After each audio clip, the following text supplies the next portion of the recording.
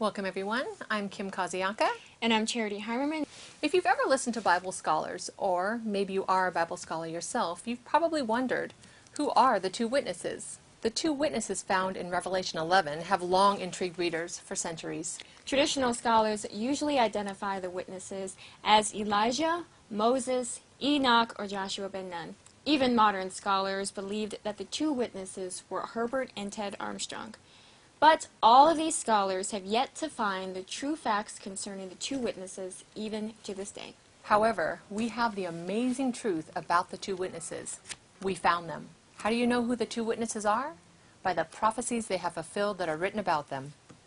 These prophecies show in detail who these two men are. So let's put aside all these traditions and see what the prophecies in the Bible actually tell us about the two witnesses.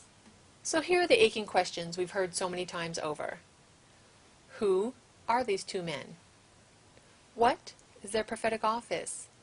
And why will they be preaching the end-time message? The first question is who? Who are these two men?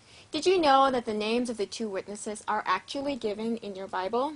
Of course, it doesn't just only give their names, but it also gives the time period in which they would be born, as well as how they would both be taught and nourished in the laws of Yahweh. It even goes as far as to show us how one of the witnesses would subscribe with his pen the name Yisrael, and the other would go east to Israel, where he would call his name Jacob under duress. Then these two men would come back together to dedicate and establish the house of Yahweh in the chief of the nations. So where are these facts shown in prophecy?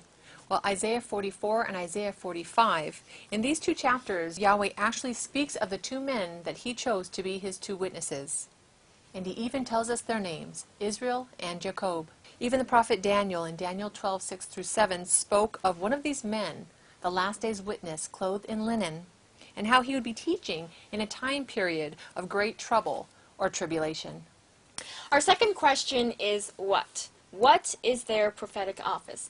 The two witnesses that have been spoken of from Genesis clear through Revelation have fulfilled the prophecies that have been written about them. If you remember in Revelation 11, it says that they would, 1, be given the authority to teach, and 2, foretell events about a particular time period. I want you to keep in mind that prophecy shows everything in this time period. So here are just a few of the prophecies that have been fulfilled by the two witnesses. In 1934, the prophecy in Proverbs 28:12 was fulfilled when Buffalo Bill Hawkins was born in Oklahoma. Buffalo Bill Hawkins comes from the Hebrew words Ta-abil Hakahan, which means Yahweh hid him in order to restore the house of Yahweh at Abel. Also in 1934, the prophecy was fulfilled in Isaiah 49:1. Called me from the womb, from the bowels of my mother made mention of my name, when Buffalo Bill Hawkins was named by his 1-year-old brother. Also the prophecy in Isaiah 44:1-2 says the two witnesses will be brothers from the same womb. And almost 50 years later, in 1982, the last day's prophecy was fulfilled in Isaiah chapter 44, verse 5, when Buffalo Bill Hawkins legally changed his name to Yisrael Bill Hawkins. In 1983, the last day's house of Yahweh was officially established in the United States of America, fulfilling the prophecies written in Isaiah 2:2, Zechariah 5:11, and Micaiah 4:1. In 1991, the last day's prophecy was fulfilled in Isaiah 43, verse 28, when the witness Jacob died. In 2000 to 2002, the witness Israel witnesses to the world at various United Nations peace conferences, fulfilling the prophecy of Matthew 24:14. And in 4 short years later, in 2006, the four messengers of the nations, or the quartet, the United States, the United Nations, the European Union, and Russia were set loose, fulfilling the prophecy in Revelation chapter 9, verses 14-15. In 2008, the last day's prophecy was fulfilled, Matthew 24:9 and Isaiah 43:28. The witness Israel is given over to reproaches or severe persecution.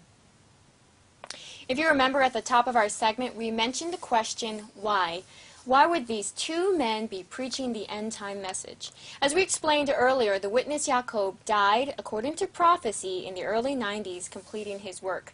Now the witness Israel carries a tremendous load of teaching and warning the entire world of the destruction that is coming upon them. That destruction is coming as a result of the rejection of the laws of Yahweh. Throughout the scriptures, we've seen the two witnesses and the great work that they would accomplish in a short time. The laws of Yahweh will be preached to all the world by the witness Israel, as a warning to the world before the end comes. Revelations 10:7, Revelations 11:3-4, and Matthew 24:14 shows us this. Of course, this is not actually speaking of the end of the world, but an end to a plan. This plan has been in motion for 6,000 years and is near its end. For further study on this particular subject, you can go online or call for the sermon given by the witness himself on 2/5/11, where he goes deeper into what the end actually means for this end time period.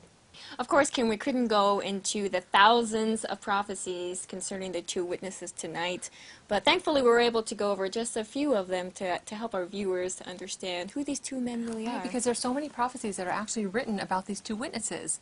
So it's really great that we actually got to show some of the ones, though, the main ones, so people can actually see. It's very clear who the two witnesses are. Right, and I think we have our packet here. Yes. That we're going to give you more information on this how is the two witnesses packet. on how to get them. Right. Because you need this information Yes. to help you further your studies and even your understanding of who these two men are. And then we have the witness Israel and Jacob.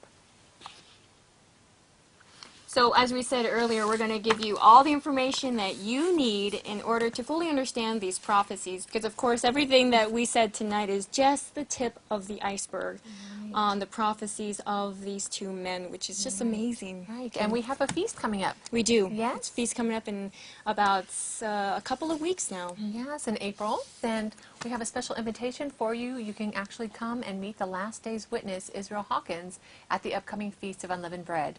So make sure you call and get your registration in and make your plans to come. And you can write to the House of Yahweh at the address on the screen, or you can call us at 1-800-613-9494. And for international calls, it's 1-325-677-4618. Or if you're near a computer, you can email the House of Yahweh at info@yahweh.com, or visit these websites. I'm going to go through them quickly, but we're going to have them on the screen at the end of our segment. Yahweh.com, YisraelHawkins.com, Facebook.com/WeFoundThem, or you can simply visit the website WeFoundThem.org, where you can find, Don't forget about your two you witnesses can request packet. the free two witnesses packet. Yes. Exciting things are in here, Kim. Yes. So many things are in here. With that being said, are you going to the feast, Kim? Oh, absolutely. Are you going to be there too? Oh, you know it. Okay. And so we look forward to seeing you there also. I'm Charity Heimerman. On behalf of Kim Kaziaka and all of us here, thanks for watching.